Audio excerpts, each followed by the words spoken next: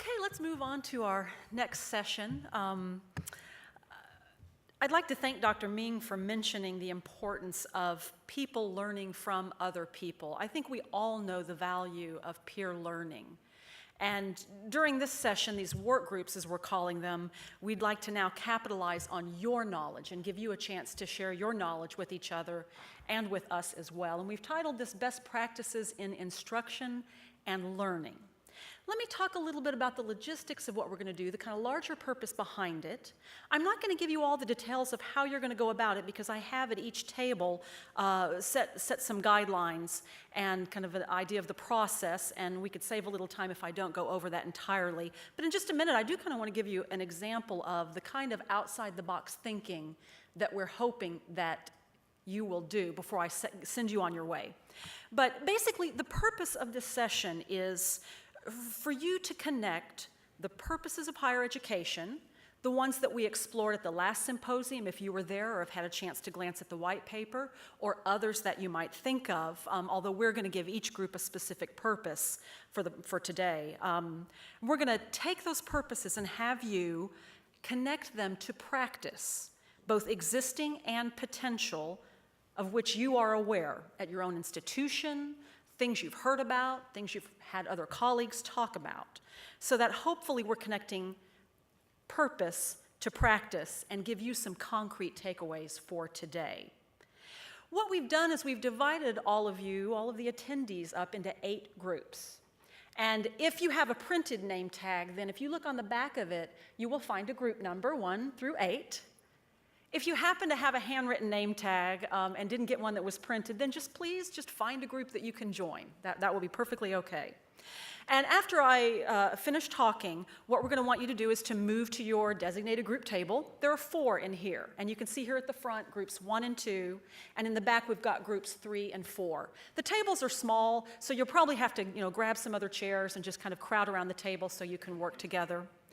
Then we're also going to utilize our 2 breakout rooms. So in A, over this way, we've got groups 7 and 8.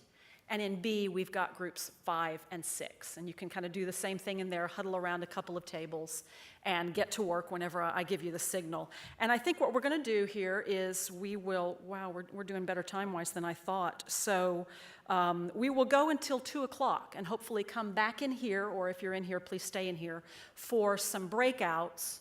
And we really need to try to look at the directions, look at the guidelines of what we want you to discuss in the report out that you'll be doing. And we really want those to be, 3 minutes, hopefully 5 minutes maximum for each group. This way we can get a little back on track time-wise for our final session. So just take some time to look carefully at those guidelines. I don't think they're very complicated, but I'll walk around in case anybody has any questions.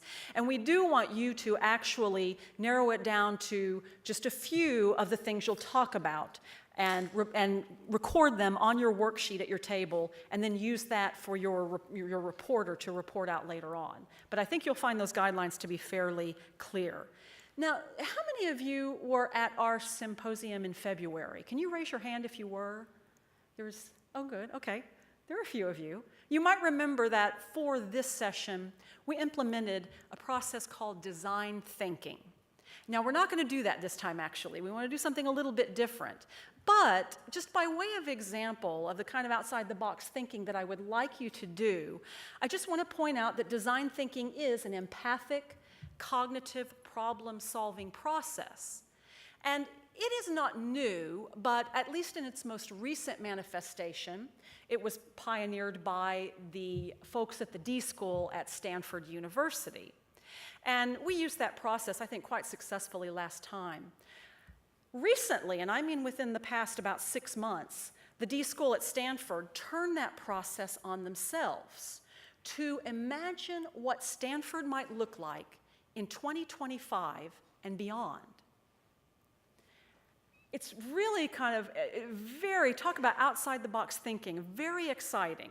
And you actually have some information about this in your resource packets if you look at the end. I have included some kind of open resource. It was open for me to use, and they have a toolkit, information about this process that they've engaged in. And I've color-coded it with my slides, actually, for you. But you can look in there for some more info. It has the URL if you want to hear a little bit more about this. But just by way of example, here's what they came up with and the kind of thing we're going to ask you to do is take a purpose, and we have given each group a purpose. You may not agree with that purpose, but you need to go ahead and go along with us on this one. And then think of best instructional practices or approaches that can support that purpose and thus support, hopefully, student success. What Stanford thought of is that a purpose that they wanted to see for their institution in 2025 and beyond was to be what's called an open-loop university. To go from students receiving 4 years of college education front-loaded at the beginning of adulthood to students receiving a lifetime of learning opportunities at that institution or perhaps at others as well. So that is the purpose that they have envisioned for at least Stanford. And then practices, 3 practices that could support this would be paced education. Going from a structured 4-year course of study, which advances students by seat hours on a quarterly or semester rhythm, they're on the quarterly system, to 3 phases of varied lengths. They call them calibrate, elevate, and activate. You can read more about those in your resource book, for personalized, adaptive, and calibrated learning. Then they thought about purpose learning. They said a way we could support that open-loop university would be to engage purpose learning. Now, this involves going from the present of students declaring majors and focusing their studies around a set of requirements for that major, to, in 2025 and beyond, students declaring missions and coupling their disciplinary pursuit with the purpose that fueled it. Missions instead of majors. Then the final approach that they thought they could take to support this open-loop Stanford University is the axis flip. Going from knowledge within a particular discipline as the criteria for graduation, in which skill development is secondary, to skill development as the foundation of this open-loop university, with competency hubs on their campus, actually physically, each led by a dean. So it'll be interesting to see if Stanford gets to this place that they want to be. And this is just one part of a larger plan that they are kind of putting out there. And again, you can look in your resource packet and see the URL and get more information about this if you want to. Now, you may not agree with these, and this is not what I'm saying that you all have to talk about, but this is the kind of outside-of-the-box thinking we'd like you to do in your work groups. So please, go to your tables, find your group members, go to your table, look at the guidelines. I'll walk around in case you have questions, and then let's come back together at 2 o'clock and hear what you've talked about. Thank you.